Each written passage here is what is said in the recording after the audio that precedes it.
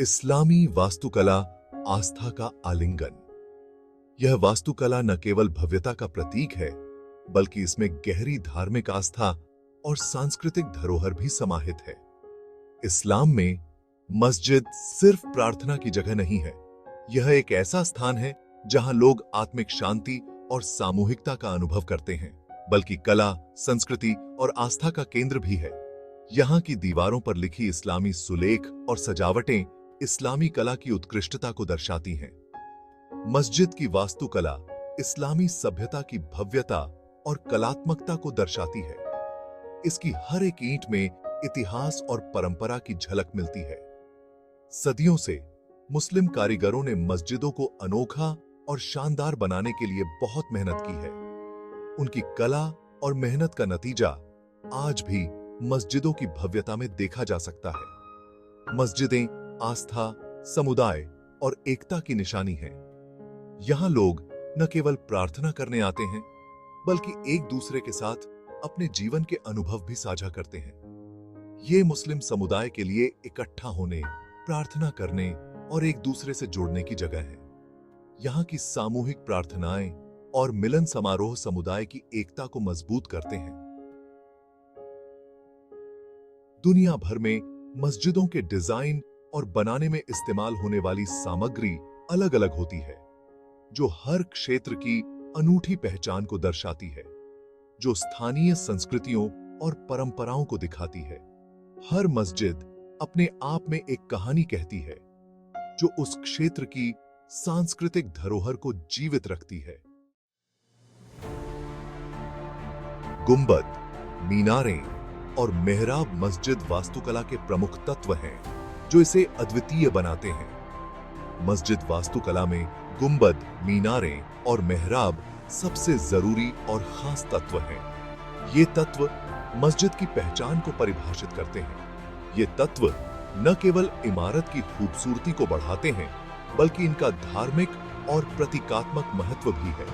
गुंबद, जो अक्सर मस्जिद के केंद्र में होता है, आकाश की ओर इशारा करता है।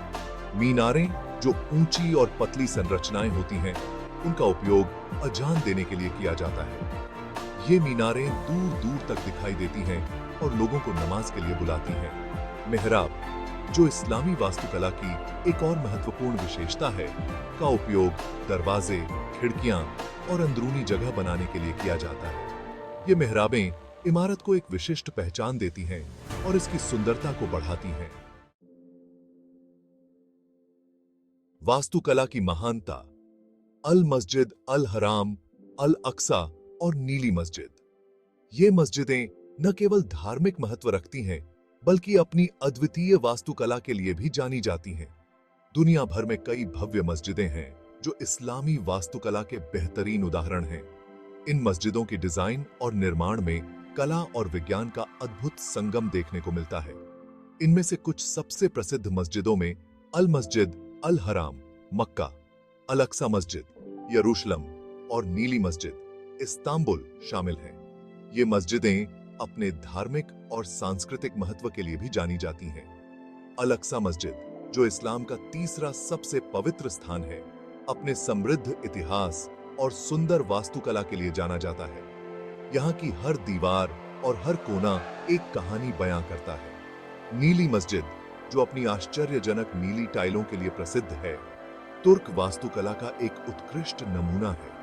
इसकी भव्यता और सुंदरता हर आगंतुक को मंत्रमुग्ध कर देती है। ज्यामितीय पैटर्न इस्लामी कला का सार। इस्लामी कला में ज्यामितीय पैटर्नों का बहुत उपयोग होता है और ये पैटर्न मस्जिद वास्तुकला का एक अभिन्न अंग है।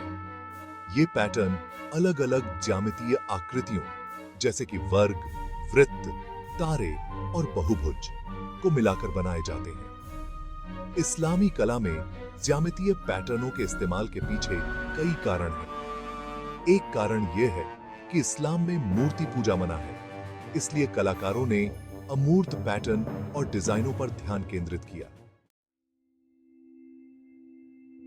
अरबी सुलेख, कुरान के छंदों की सुंदरता।